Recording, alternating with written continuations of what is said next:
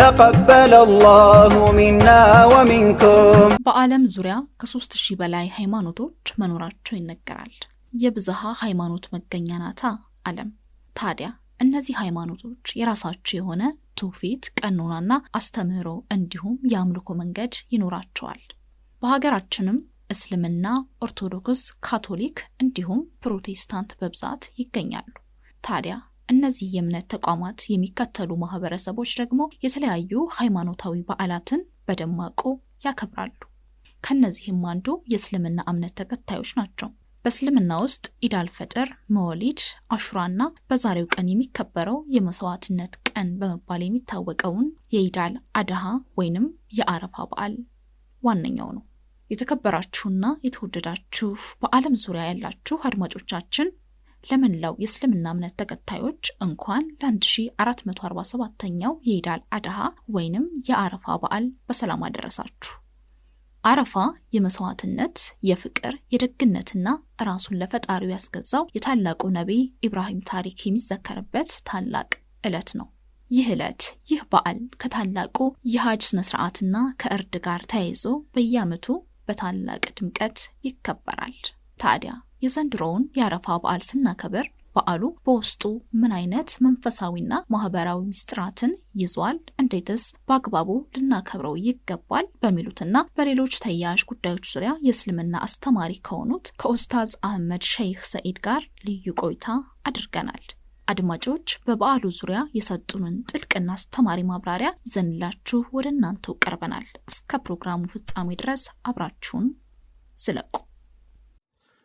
بسم الله الرحمن الرحيم الحمد لله رب العالمين الصلاة والسلام على أشرف الخلق سيد الأنبياء والمرسلين وعلى آله وأصحابه الطيبين الطاهرين أما بعد السلام عليكم ورحمة الله تعالى وبركاته سمي أستاذ أحمد شيخ سعيد بالالو كزهو كأديس آبانم بمجمريا إن شاء الله እንኳን ለ1447ኛው የዒድ አልአድሃ በዓል ለሁሉም ሙስሊም ወልሙስሊማት እንኳን አደረሳችሁ። ባላችሁበት የአላህ ሰላም በእናንተ ላይ ይሁን እያልኩኝ ኢንሻአላህ ንግግሬን እቀጥላለሁ። ይሄ ዒድ አልአድሃ እንግዲህ እንደሚታወቀው ብዙ ተግባራቶች የሚሰሩበት ብዙ ክስተቶች የተከሰቱበት ዒድ ነው። ይሄ ዒድ አልአድሃ በእስልምና ውስጥም ትልቁ ዒዱ ወይም ደግሞ ካሉት ዒዶች ውስጥ ትልቁ ዒዳችን ነው ማለት ነው። ይህን ዒድ እንግዲህ ስናነሳ ሁሌም የማይረሳ ነገር አለ። ሁሌም አብረን የምናነሳው ታሪክ አለ። ሁላችንም የምናውቀው ታሪክ አለ ማለት ነው። ዒድ አልአድሃና ይሄ ታሪክ ተያያዥ የሆኑ የማን ታሪክ ነው? የነቢዩላህ ኢብራሂም አለይሂ ሰላም ታሪክ አብሮ ተያይዞ ይነሳል። ለምን? ሁለቱም ተያያዥነት ስላላቸው ማለት ነው። ነቢዩላህ ኢብራሂም አለይሂ ሰላም እንግዲህ ባቢሎን በሚባል አገር ላይ ተወለዱ። ከአባታቸው አዘር ከሚባል ሰው ተወለዱ ማለት ነው። እንግዲህ ቅጽል ስማቸው ኸሊሉላህ በመባል ይታወቃሉ። ነቢዩላህ ኢብራሂም አለይሂ ሰላም ኸሊሉላህ ወይም ደግሞ የአላህ ወዳጅ በመባል ይታወቃሉ። አላህ ሱብሓነሁ ወተዓላን በጣም ከመውደዳቸው የተነሳ እንደዚሁም ለአላህ በጣም ከመገዛታቸው የተነሳ ብዙ ጊዜ ይሄ ቅጽል ስማቸው ኸሊሉላህ በመባል ይታወቃሉ ማለት ነው። ወከዛሊክ እንደዚሁም ደግሞ ነቢዩላህ ኢብራሂም አለይሂ ሰላም ኡሉል አዝም ከሚባሉት ከአምስቶቹ ትላልቅ ከሚባሉ አንቢያዎች ውስጥም አንዱ ናቸው ማለት ነው።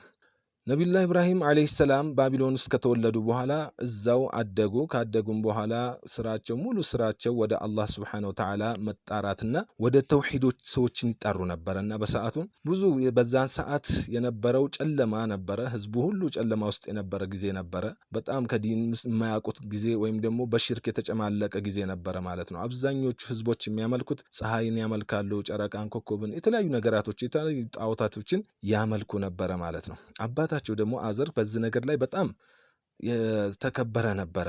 በጣም አገሩ ላይ የተወደደና የተከበረ ሰው ነበረ። ብዙ ጊዜ ጣዖታቱን የሚያመልኳቸውን ጣዖታቶችን ቅርጻ ቅርጾችን የሚሰራላቸው ይሄ አባታቸው አዘር ነበረ ማለት ነው። ይሁንና ግን ሁሌም ቢሆን ወደ አላህ ሱብሓነሁ ወተዓላ ከመጣራት ነቢዩላህ ኢብራሂም ወደ ኋላ አላሉም ነበር። ወላ አባታቸውን እንኳን ብዙ ጊዜ በተደጋጋሚ ዳዕዋን አድርገውለታል ማለት ነው። እንግዲህ በዚህ ሁኔታ ያለ ነምሩድ የሚባል በሰዓቱ የነበረው እንግዲህ ንጉስ ወደ ራሱ አስጠርቶ የተለያየ ነገር ፈተና ካቀረበላቸው በኋላ የሱን መንገድ አለመቀበላቸውን ሲያቅ ሰዎችን አነሳስቶባቸው ሰው ሁሉ እሳቸው ላይ ተነስቶ ነብዩላህ ኢብራሂም አለይሂ ሰላም ላይ ተነስቶ ነብዩላህ ኢብራሂም እንዲቀጡ ተባብሮ ይህንን ክስተት እንዲከሰት አደረገ ማለት ነው። መጀመሪያ ያው እንደሚታወቀው ጉድጓድን ነው የቆፈረው። ጉድጓድን አስቆፍሮ ከተነሳ በኋላ እዛ ውስጥ ማአት እንጨቶች እንዲቀጣጠሉ አደረገና ከዛ በመንጀኒቅ ይሄ ወስፈንጠር ወይም ደግሞ ማስፈንጠሪያ አድርገው ወደ እሳቱ ነብዩላህ ኢብራሂም ሰዎች በተሰበሰቡበት ወደዛች እሳት እንዲወረወሩ ተደረገ ማለት ነው። ያቺ እሳት ነበልባል ነበረች፣ በጣም የምታቃጥል በጣም እንትን ስለነበረች ሐታ ይሄ እንፋሎቷ ወፎችን እንኳን የሚበር ወፍን እንኳን የመሳብ አቅም የነበረው የእሳት አይነት ነበረና በጣም የተቀጣጠለ እሳት ውስጥ ለመቅረብ እንኳን በመፍራት እነሱ እዝክ ሆነው ነበረ በዝክ በመንጀኒቁ ወርውረው እዛ ውስጥ የከተቷቸው ማለት ነው። ግን አላህ Subhanahu Wa Ta'ala ሁሉ ነገር ከአላህ Subhanahu Wa Ta'ala ትእዛዝ ፈላጊ ስለሆነ ከአላህ Subhanahu Wa Ta'ala ጣዓ ሁሉም አክባሪ ስለሆነ አላህ እሳትንም ወህይን አወረደባት ወይም እሳቷ ላይ መልእክቱን አወረደባት። አላህ ምን አላት? ብዙ ጊዜ ይሄ ቂሳ ይነሳል። ስለ እሳቷ ሲነሳ ይሄ ቁርአን አያ ይነሳል ማለት ነው። አላህ ምን አለ? ቁልና ያ ናሩ ኩኒ በርደን ወሰላመን አላ ኢብራሂም አላት አላህ Subhanahu Wa Ta'ala። ቁልና አልናት ይላል አላህ Subhanahu Wa Ta'ala ያችን እሳት አንቺ እሳት ሆይ ለኢብራሂም አለይሂ ሰላም ሰላምና ምን ሁኝለት በርደኑ በረድ ያልሽ ሰላም ይሁንሽ እንደዚሁም ለኢብራሂም ጥሩ ሁኝለት ብሎ አላህ Subhanahu Wa Ta'ala እሳቷ ላይ መልእክቱን አወረደበት። አላህ Subhanahu Wa Ta'ala እዛ እሳት ውስጥ እንግዲህ ኒዕማ በኒዕማ አርጓቸው በጥሩ ጸጋ እዛ ውስጥ ወደ 40 ቀን ቆይተዋል ይባላል። ምንም ነገር ሳይቃጠሉ ሲወጡ ምንም ነገር ሳይነካቸው የታሰሩባት ገመድ ብቻ ነበር የተቃጠለችው ይባላል። ኢንሻአላህ ታሪኩ በጣም ለማሳጠር ያክል ነው። ትንሽ ባክግራውንዳቸውን ወይም ደግሞ የኋላ ታሪካቸውን እንወቀው በሚለው ነው። ኢንሻአላህ ግን ሰፊ ነው። ጠለቅ ብለን አልገባንም። እንዳው ትንሽ ያለውን ነገር ላስታውሳችሁ በሚለው ነው። እንግዲህ ነብዩላህ ኢብራሂም አለይሂ ሰላም ካደጉ በኋላ ሚስት አገቡ። ሳራ የምትባልን ሴት እዛው ሀገር ላይ አገቡና ሳራ ጋር ብዙ አመታቶችን አብረው ኖረዋል። ነብዩላህ ኢብራሂም አለይሂ ሰላም ብዙ ጊዜ እንትናቸው ወደ አላህ Subhanahu Wa Ta'ala መጣራት ነበር። በቃ ብዙ ስራቸው ነበር። በቃ ይሄ ስራቸው ነበር ከብዙ እድሜያቸውን የፈጁት ማለት ነውና ከሳራም ጋር ከተጋቡ በኋላ ለብዙ አመታት ያክል ልጅን አላገኙም ነበር። እድሜያቸው በጣም እስኪገፋ ድረስ ማለት ነው። እድሜያቸው በጣም ገፍቶ ወከዛሊክ እንደዚሁም ይላሉ እና እድሜያቸው 80 አልፎ ነበር ይባላል። እስከዛ ድረስ ግን ምንም ነገር ልጅ የሚባል ነገር አላገኙም ነበር ማለት ነው። ሳራም እድሜዋ በጣም ሄዶ ስለነበረ እንደዚሁም ደግሞ ነብዩላህ ኢብራሂም እድሜያቸው ሄዶ ስለነበረ ልጅ የሚያገኙም አይመስላቸውም ነበር። ግን አላህ Subhanahu Wa Ta'ala አበሸራቸው ከዛ በኋላ ማለት ነው። ከዛም የሆነ ቦታ ላይ ያ ንጉስ አባሯቸው ወደ ፍልስጤም ተሰደው ነበር። እዛ በአጋጣሚ አንዲትን ባሪያ በማግባት በተሰጠቻቸው ባሪያ እሷን እንዲያገቡ ሳራ ገፋፍታቸው ልጅ ልጅ መውለድ አለብህ አንተ ቢያንስ ብላ በጣም በማዘን እንዲያገቡ ታረጋቸዋለች። ሚስታቸው ሳራ ማለት ነውና ማንን ሀጀራን እንዲያገቡ ታረጋቸዋለች። ሀጀራን ካገቡ በኋላ የአላህ ተውፊቅ ሆኖ አላህ Subhanahu Wa Ta'ala ልጅን ሰጣቸው ማለት ነው። አረገዘች። እንግዲህ ሀጀራ አረገዘች። ካረገዘች በኋላ ደግሞ ስትወልድ እንግዲህ ምን ፈጠር መሃል ላይ ኺላፍ እንዳይፈጠርባቸው ወይም ደግሞ መሃል ላይ ጸብ እንዳይፈጠርባቸው በሁለቱ ሚስቶች መካከል በአላህ Subhanahu Wa Ta'ala ትእዛዝ ወደ አረቧ ምድር ወደ መካ ይዘዋቸው መጡ። እዛ ጋር ይዘዋቸው ሲመጡ ሩቅ ቦታ ነው፣ በጣም ሩቀት አለው ሁለቱ ሀገራቶች እና እዛ አምጥቶ ሲያስቀምጧቸው ምንም ነገር የሚበላ የሚጠጣ ምንም ሰውም ምንም አልነበረም ይላሉ። እና ምንም ነገር አልነበረም እዛ ቦታ ላይ ማንን ሀጀራና እስማኤልን እዛ ጋር አስቀምጧቸው ማለት ነው። እንግዲህ እዚህ ጋር አስቀምጧቸው ሲሄዱ በጣም ተጨነቀች ሀጀራ። ምንም ውሃ የለ፣ የሚበላ ነገር የለ፣ የሚበቅል ነገር የለ፣ ሰውም እንኳን የሚባል አንድ የለም። እዚህ በረሃ ላይ እንዴት ጥሎን ይሄዳል አለች። ነብዩላህ ኢብራሂምም እንግዲህ ነፍስያቸውን አሸንፈው የአላህ Subhanahu Wa Ta'ala ትእዛዝ ስለሆነ ያንን በማድረግ ቀጥታ ፊታቸውን አዙረው ወደ መጡበት ተመለሱ። ሲመለሱ በጣም ደነገጠች። ሄደች ጠየቀቻቸው፣ ኢብራሂም ሆይ ለማን ጥለህን ነው የምትሄደው? ለማን ነው ጥለህን የምትሄደው? እዚህ ምድረ በዳ ቦታ ላይ እዚህ በረሃ ላይ ውሃ የሌለበት ቦታ ላይ እንደዚሁም ደግሞ ምንም ነገር ሰው በሌለበት ቦታ ላይ ለማን ጥለህን ትሄዳለህ? እባክህ አናግረኝ ትላቸዋለች። እሳቸውም የአላህ ትእዛዝ ነው ዝም ብለው ፊት ለፊታቸውን ሳይዞሩ ሄዱ። መጨረሻ ላይ ምን አለቻቸው? ይሄ ግን የአላህ ትእዛዝ ነው አለቻቸው። አላህ ነው ያዘዘክ? እዚህ እንድንመጣ አላህ ነው ያዘዘህ ወይ ብላ ትጠይቃቸዋለች። የዛን ጊዜ አዎ አላህ ነው ያዘዘኝ አሏት። እንግዲያውም አላህ ካዘዘክ አላህ ጥሎ አይጥለንም ኢንሻአላህ እንችለዋለን ትላቸውና ትመለሳለች። እዛ ከእስማኤል ጋር እንግዲህ ሀጀራና እስማኤል እዛ ቦታ ላይ እየኖሩ እያለ ያለውን ነገር የያዟትን ስንቅ እየበሉ እየቀመሱ የያዟትን ውሃ እየጠጡ ከትንሽ ጊዜ በኋላ ውሃውም ምግቡም ያልቅባቸዋል። ውሃ ሲያልቅባት ልጁ እስማኤል ሲጠማ ግራ ይገባታል። ከዛ በኋላ እሷ መሮጥ ትጀምራለች ሀጀራ። ወደ ተራራ ወዝኛው ተራራ ትሄዳለች፣ ወደዛኛው ተራራ ትሄዳለች፣ ትሮጣለች፣ ትወርዳለች፣ ትወጣለች። በዚህ ሁኔታ ላይ ያለች እንግዲህ በጣም ወደ 7 ጊዜ ተራራዎቹ ጋር ተመላልሳለች ይላሉ። እና ያንን ስታረግ ስትመላለስ ተመልሳ ወደ ኢስማኤል ወደ ልጇ ጋር ተስፋ ቆርጣ ሰው እንኳን ማግኘት አልቻለችም። ከርቀት እንኳን ነጋዴዎች ከመጡ ብላ ስትመለከት እዛ ጋር ምንም የምታየው ነገር አልነበረም። ሱብሃንአላህ ምንም ነገር። ከዛ ተመለሰች። ስትመለስ ግን አጃኢብ የሆነ ነገር አየች። የኢስማኤል እግሩ ስር የሚፈልቅ ውሃን ተመለከተች። እዚህ ጋር ይላሉ መላእክቶች መጥተው እንደዚህ ቆፍረው አንድ ጊዜ እንደዚህ ቆፈሩላቸው ይላሉ። ወይም ደግሞ በእግራቸው ኢስማኤል አለይሂ ሰላም በእግራቸው እንዲሲፈራገጡ እንዲሲመቱ ውሃው ፈለቀ ይላሉ። በደስታ የዛን ጊዜ ውሃውን ማፈስ ጀመረች። ሀጀራ ስታይ በጣም ደስ አላትና ውሃውን በማግኘቷ በጣም ከመደሰቷ የተነሳ ያንን ውሃ እያፈሰች ጭራሽ እንዳይሄድባት ከመሰሰቷ የተነሳ በደስታ የተነሳ ያንን ውሃ ማፈስ ጀመረች። አላህ Subhanahu Wa Ta'ala እዛ በረሃ ላይ ይህንን ውሃ ሰጣት ማለት ነው። እስከ ዛሬም ድረስ መድኃኒት ሆኖ ይሄው የምንጠጣው ለበረካው የምንጠጣው ዘምዘም ውሃ በዛ ምክንያት ነው የፈለቀው ይላሉ። እዛ ጋር እንግዲህ ውሃውን ሲያገኙ እዛው ጋር ያገኙትን ነገር እየበሉ ሁለቱ እስማኤልና ሀጀራ መኖር ይጀምራሉ። እየኖሩ እያለ ትንሽ አደግ ሲሉ እንግዲህ ነብዩላህ ኢብራሂም አለይሂ ሰላም ወደ መካ ይመጣሉ። ወደ ልጃቸው ጋር ይመጡና ይመለከታሉ። ከዛ መጀመሪያ ግን በትእዛዝ ነበር የመጡት። من إلى الله سبحانه وتعالى في سورة الصافات سورة لا الله ينقرنا فلما بلغ معه السعي قال يا بني إني أرى في المنام أني أذبحك فانظر ماذا ترى قال يا أبت افعل ما تؤمر ستجدني إن شاء الله من الصابرين የሚል ቁርአን ላይ አላህ ስለሳቸው ቂሳ ሲነግረን ታሪካቸውን ሲነግረን ይህንን ቁርአን አያ ይነግረናል። እሳቸውም በህልማቸው ይመለከታሉ። ነብዩላህ ኢብራሂም አለይሂ ሰላም እዛው ሀገራቸው ላይ ሆነው በህልማቸው ይመለከታሉ። ምን ሲያረጉ ልጃቸውን እረድ የሚል ነገር ትእዛዝ ይሰጣቸዋል። እንግዲህ ብዙ ጊዜ የአንቢያዎች ህልም እውን ነውና ብዙ ጊዜ ይፈጸማል። አንቢያዎች በህልማቸው ያዩትን ነገር ይፈጽማሉ። ስለዚህ እውን ስለሆነ ማለት ነው። ስለዚህ እነሱ ምን ያያሉ? ልጃቸውን እረድ የሚል ትእዛዝ ይመጣባቸዋል። ከዛ በኋላ ይሄን መናም ካዩ በኋላ አልተቀመጡም። ልጄን አላርድም ብለው ወደ ኋላ አላፈገፈጉም፣ አልሸሹም። ሱብሃንአላህ እዚህ ጋር ምናየው እዚህ ጋር ምንድነው የአላሁ ሱብሃነሁ ወተዓላ ለአላህ ምን ያክል ተገዢ እንደሆኑ ለአላህ ሱብሃነሁ ወተዓላ ምን ያክል ትእዛዙን ለመፈጸም ምን ያክል ቆራጥ እንደሆኑ ነው የሚያሳየን ማለት ነው። ከዛ በኋላ ተነሱ ሄዱና ልጃቸውን አማከሩት። ልጁ ጋር ደረሱ። እስማኤል መካ ነው ያለው። መካ መጡና ከዛ ልጄ ሆይ ያ ቡነይ አሉት። ልጄ ሆይ እኒ አራ ፊል መናም እኔ በመናሜ እኮ አይቻለው አኒ አዝበሑከ ፈንዙር ማዛ ተራ እኔ ሳርድክ በህልሜ አይቻለው። ስለዚህ በዚህ ነገር ላይ አንተስ ምን ታያለክ? ምን ትለኛለክ? ምን ሐሳብ አለክ ልጄ ሆይ ብለው ልጃቸውን አማከሩት። ሱብሃንአላህ ልጃቸውን ሄዶ ላርድህ ነው አሉት እንደማለት ማለት ነው። ምን ትላለህ አንተ በዚህ ሐሳብ ላይ አሉት። የሚገርም ነገር ነው የመለሰው። እሱም የአባቱን ትእዛዝ የአላህ Subhanahu Wa Ta'ala ትእዛዝ ምን ያክል መጣስ እንዳልፈለገ ያሳየናል። ዝጋ ምን ያክል በተርቢያ እንዳደገ ያሳየናል። ምን አላቸው ለነብዩላህ ኢብራሂም አለይሂ ሰላም? ያ አበቲ ፍዓል ማ ተኡመር አላቸው።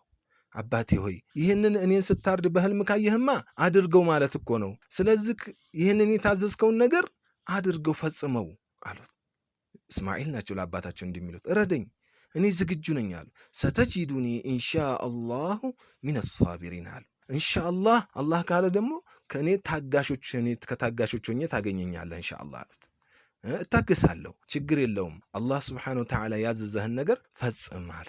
እዚህ ጋር የምናየው ሱብሃንአላህ የአባትና የልጅ ፍቅርን እናያለን። የአባትና የልጅ መከባበርን እናያለን። ለአላህ Subhanahu Wa Ta'ala ምን ያክል ጣዓ ለአላህ ትእዛዝ ምን ያክል እንዴት እንደሚያድሩ እዚህ ጋር ያመላክተናል ማለት ነው። እስማኤል አለይሂ ሰላም ልረድ ሲላቸው አባታቸው ወደ ኋላ አላሉም፣ አላቅማሙም፣ አድርገው ነው ያሉት። ነብዩላህ እስማኤልም ልጅህን እንግዲህ በስንት ዓመት ያገኙትን በስንት ዓመት ጓግተው ያገኙትን በ80 ምናምን ዓመታቸው ላይ ካረጁ በኋላ ያገኙትን ልጅ እረድ ሲባሉ እንኳ ልጅህን ይሄን ሁሉ ዓመት ጠብቄ እንደዚህ ሆኜ አላሉም። መርሐባ ነው ያሉት። እንደዛ የሚሳሱለትን ልጅ የሚጓጉለትን ልጅ ሱብሃንአላህ። ከዛ ያ አበቲ ፍዓል ማ ተኡመር ሰተጂዱኒ ኢንሻአላሁ ሚነ ሳቢሪን አለ ማለት ነው ነብዩላህ እስማኤል አለይሂ ሰላም። እና ከዛ ይቀጥላል እንግዲህ ይዘው ሄዱ። መርሐባ አሉና ወደ እርዱ ቦታ ይዘዋቸው ሄዱ። ሊያርዷቸው ነብዩላህ እስማኤልን ሊያርዳቸው እንግዲህ ከሆነ ተራራ ላይ ይዘዋቸው ከወጡ በኋላ እጃቸውን አስረው ቢላቸውን አዘጋጅተው ልክ ሊያርዱት እንደዚህ ቢላውን ሲያስቀምጡ ቢላዋን ቢትላለች ማረድ ቢትላቸዋለች። የዛን ጊዜ ተጣሪው ይጠራል። ምን አላቸው? ወናደይናሁ ያ ኢብራሂም ኢላ አላህ ሱብሓነሁ ወተዓላ የኢብራሂም ሆይ ብሎ ተጣራን። እንደዚሁም ጠራነውም ኢላ አላህ ሱብሓነሁ ወተዓላ ኢብራሂም ሆይ አለ አላህ ቀድ ሰደቅተ ሩእያ ኢና ከዛሊከ ነጅዚል ሙሕሲኒን አለ አላህ ሱብሓነሁ ወተዓላ። ቀድ ሰደቅተ ሩእያ በእርግጥ አንተ ሩእያህን ምን አድርገሃል? ያየኸውን ህልም እውን አድርገሃል፣ ፈጽመሃል አላቸው አላህ። የሰራውን ስራ አይተናል፣ ፈጽመሃል። ኢና ከዛሊከ ነጅዚል ሙሕሲኒን አላቸው አላህ። ሱብሓነላህ። አንተ በቃ ታዘዝከውን እረድ ተባለ ለማረድ እኮ ነቢዩላህ ኢብራሂም ዓለይሂ ሰላም ወደ ኋላ አላሉም፣ እስማኤልም ወደ ኋላ አላሉም። አሰሩ፣ ቢላውን አስቀመጡ አንገታቸው ላይ። ይህን ሁላ ሲያርጉ ዝም ተባሉ። ግን አላህ ምን አለ? ቀድ ሰደቅተ ሩእያ አላቸው። በእርግጥ ህልምህን አሳክተሃል፣ የታዘዝከውን ነገር ፈጽመሃል። ኢና ከዛሊከ ነጅዚል ሙሕሲኒን እኛ ደግሞ ጥሩ ሰሪዎች ምን እናደርጋለን? እንመነዳለን። አብሽር አላቸው። ይሄ ትልቁ ፈተናቸው ነበር። ኢነ ሃዛ ለሁወል በላኡል ሙቢን ይሄ ለእርሱ በእውነት ግልጽ ፈተና ነበር። ለነቢዩላህ ኢብራሂም ዓለይሂ ሰላም ግልጽ ፈተና ነበር። አንደኛ ይህንን ልጅ ያገኙት ካረጁ በኋላ ነው። ለብዙ ዓመት ከጠበቁ በኋላ ነው ይህንን ልጅ ያገኙት። ቢሆንም ግን ይሄ ትልቁ ኢብትላእ ነበረ ለነቢዩላህ ኢብራሂም ዓለይሂ ሰላም ትልቁ ፈተና ነበረ። ለእስማኤልም ትልቁ ፈተና ነበር፣ የአባትነትን ትእዛዝ ማክበር አለማክበር ላይ። ግን አከበሩ፣ ፈጸሙ። አላህ ደግሞ ምን አረጋቸው? ይህንን ግልጽ የሆነውን ፈተና እንዲያልፉ አረጋቸው። ከዛም ምን አረጋ አላህ? ወፈደይናሁ ቢዚብሒን ዐዚም አለ አላህ ሱብሓነሁ ወተዓላ። በታላቅ እርድም መነዳናቸው። እዛው ጋር ምን የመሰለ ሙክት፣ ነጭ ሙክት፣ ትልቅ ሙክት ይዘውላቸው መላእክቶች አቀረቡላቸው። አጠገባቸው ቁጭ አረጉላቸው። በላሁን ሌላውን ተውና ይህንን በግረድ አላቸው አላህ ሱብሓነሁ ወተዓላ። እስማኤልን ተውና ማረዱን፣ ማንን እረድ? ይህንን በግ እረድ አላቸው። በጉን አረዱ ማለት ነው። ይህ እንግዲህ አሁን ኡዱሕያ ብለን የምናርደው በዒደል አድሓ ላይ የምናርደው የነቢያችን ወይም ደግሞ የአባታችን የነቢዩላህ ኢብራሂም ዓለይሂ ሰላም ሱናን እየፈጸምን እንገኛለን ማለት ነው። ለዛ ነው ሐጅ ብዙ ጊዜ አንዱ ይሄ ነው። ከዒደል አድሓ ጋር የሚያገናኘው አንዱ ይሄ ነው፣ የኡዱሕያ ነው። ኡዱሕያና ነቢዩላህ ኢብራሂም ዓለይሂ ሰላም አንድ ላይ ይጠቀሳሉ ማለት ነው። ከዛ ከተመለሱ ወደ ሀገራቸው ይህንን ካረጉ በኋላ ከተመለሱ በኋላ አሁንም ከጊዜ በኋላ አላህ ሱብሓነሁ ወተዓላ ትእዛዝን ሰጣቸው። ሂድና ልጅ ያለበት ቦታ ላይ እንዲህ የአምልኮት ቦታ ስራ፣ የአምልኮት ቤት ስራ፣ ሰዎች መጥተው የሚያመልኩት አላህ ሱብሓነሁ ወተዓላ የሚገዙበት የሆነ የአምልኮት ቤትን እዛ ቦታ ላይ ገንባ አላቸው አላህ ሱብሓነሁ ወተዓላ። ከዛ በኋላ ተነሱና አሁንም ወደ መካ ወደ እስማኤል ጋር መጡ። እስማኤል ጋር መጡና እስማኤልን ሐሳቡን ነገሩት ለነቢዩላህ እስማኤል ዓለይሂ ሰላም። ልጄ ሆይ እዚህ ቦታ ላይ ካዕባ መስራት እንፈልጋለሁ፣ አላህ እዚህ ጋር እንዲሰራ አዞኛል፣ ስለዚህ አግዘኝና አብረን እንስራ አሉት። ልጅ መጀመሪያም ታዛዥ ስለነበረ መርሐባ አባቴ ሆይ ስራ፣ አላህ ያዘዘህን ነገር እንፈጽም አላቸው። ከዛ በኋላ ያንን ካዕባ ነቢዩላህ እስማኤል ሲገነቡ ነቢዩላህ ኢብራሂም ዓለይሂ ሰላም ያንን ካዕባ ወደ ላይ እየገነቡ ሲሄዱ ነቢዩላህ እስማኤል ደግሞ ማቴሪያሎችን፣ ዕቃዎችን፣ ድንጋዮችን ያቃብላችሁ ነበር ማለት ነው። አንድ ላይ ሆኖ አባትና ልጅ ይህንን ውድ የሆነውን በይቱላሂል ሐራም የአላህ ሱብሓነሁ ወተዓላን ቤት ገነቡ ማለት ነው። ኢነ አወለ በይቲን ውዲዐ ሊናስ ለለዚ ቢበከተ ሙባረከን ወሁደን ሊልዓለሚን ይላቸዋል አላህ ሱብሓነሁ ወተዓላ። በእርግጥ አወል በቃ መጀመሪያ በይቱላህ ሰዎች መጥተው የሚያመልኩት የአምልኮት ቤት ተገነባች ይላል አላህ ሱብሓነሁ ወተዓላ። የት ውስጥ? መካ ውስጥ ተገነባች እና እሷ ውስጥ ደግሞ ፊህ አያቱን በይናት በውስጧም ደግሞ የተለያዩ ተአምራቶች አሉ አለ አላህ ሱብሓነሁ ወተዓላ። አሁን በዚች አሁን በዒደል አድሓ ብዙ ጊዜ ዒደል ይሄ አረፋ በዓል የሚታወቀው በአረፋ ነው። አረፋ ስንል ብዙ ጊዜ እዛ ሐጅ የሚፈጸምበት ቦታ ስለሆነ ማለት ነው። ይህንን ሐጅ የሚፈጸምበትን ቦታ ለሁለት የገነቡት ነቢዩላህ እስማኤልና ነቢዩላህ ኢብራሂም ነው። አሁን ዛሬ የምናከብረውን ዒድ ማለት ነው። ሐጅ የሚፈጸምበት ጊዜ ስለሆነ ግና ይህንን ከገነቡ በኋላ በውስጧም አላህ ሱብሓነሁ ወተዓላ ምን አለን? አያትን በይናት አላን እና በውስጧ ላይ ደግሞ የተለያዩ አያቶች ተአምራቶች አሉ አላህ። መቃሙ ኢብራሂም አለ አላህ ወመን ደኸለሁ ካነ አሚና እዛ ውስጥ የገባ እኮ አሚን ነው አለ አላህ ሱብሓነሁ ወተዓላ። ሰላም ነው አለ፣ ማንም አይነካም፣ ደም አይፈስም፣ እዛች ቦታ ላይ ሰላም ይሆናል አለ። ከዛ በኋላ አላህ ምን አለ? ወሊላሂ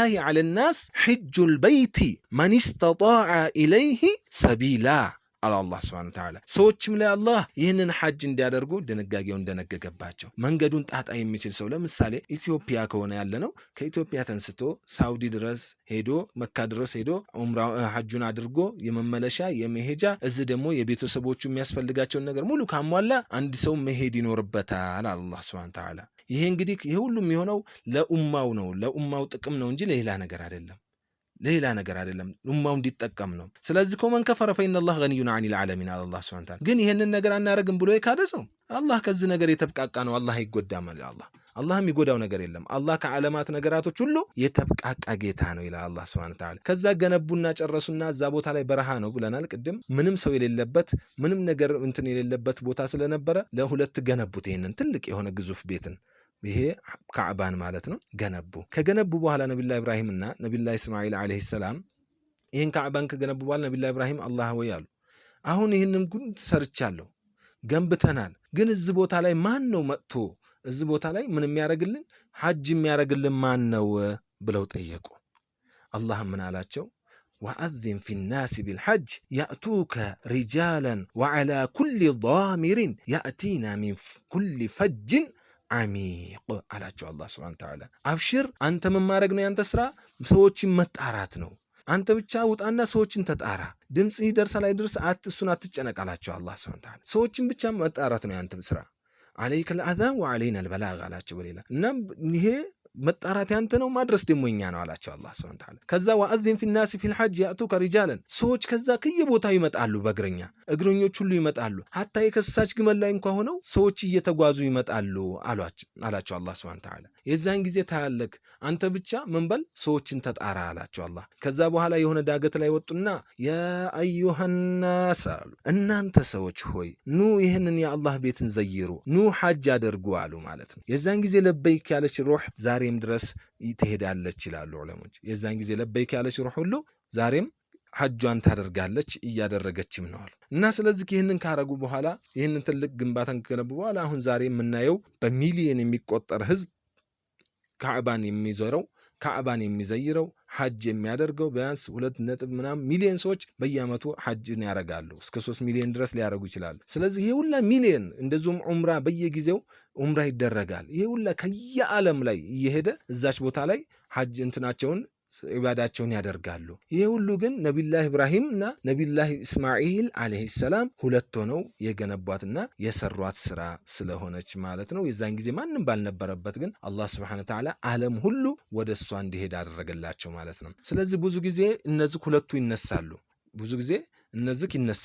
ለምን ብዙ ጊዜ ኢደል አድሃን ካነሳን ብዙ ጊዜ የነቢዩላህ ኢብራሂም አለይሂ ሰላምና የነቢዩላህ እስማኤል የአባትነት ሚና መሃል ላይ ምንድነው ሚናቸው ምንድነው ያደረጉት የሚለው ብዙ ጊዜ ታሪካቸውን ይነገራል ማለት ነው። የሁለቱ ታሪክ የማይቀር ነገር ነው። ቅድም እንዳልኩት የነቢዩላህ ኢብራሂምና የነቢዩላህ እስማኤል አንዱ በኡዱህያ ነው የሚገናኘው። ሁለተኛ ደግሞ የምናከብረው ይሄ የሐጅ ወር ስለሆነ ሐጅ የሚያደርጉበት ወር ስለሆነ ካዕባና ነቢዩላህ ኢብራሂም ደግሞ የተያያዙ ስለሆነ ማለት ነው።